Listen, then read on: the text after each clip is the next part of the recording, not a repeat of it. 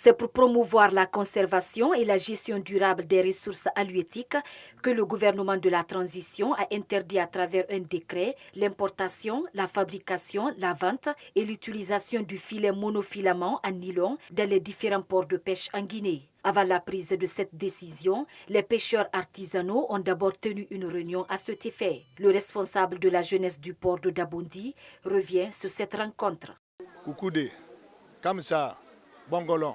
Koukoude, Kamsar, Bogolon, même les 6 communes de la capitale, nous nous sommes tous retrouvés à Kabak pour une réunion.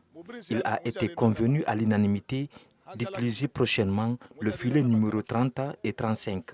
Ensuite, il a été décidé de ne plus utiliser le filet monofilament pour le bien de la population.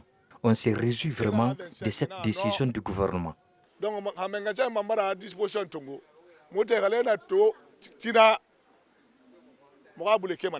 Alia Kamara, l'un des responsables du bureau de port, dénonce les conséquences que peuvent créer l'utilisation de ce filet sur l'homme, mais aussi aux poissons. Ce filet cause beaucoup de conséquences. C'est en janvier qu'on peut vraiment bien pêcher. Mais s'il pêche les plus petits, il aura rareté sur le marché. Il ne donne pas le temps aux petits poissons de mieux se développer. Mais généralement, ceux des îles ne font pas de contrôle. Ils pêchent comme ils veulent. Plusieurs types de filets sont utilisés dans les débarcadères et sur les îles.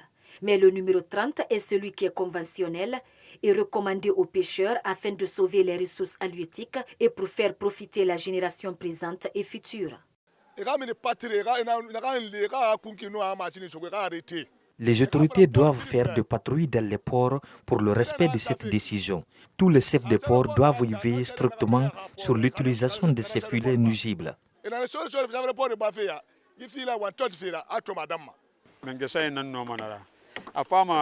Seul le gouvernement peut réglementer le secteur, que ce soit les commerçants importateurs et nous aussi, nous imposer le filet numéro 30.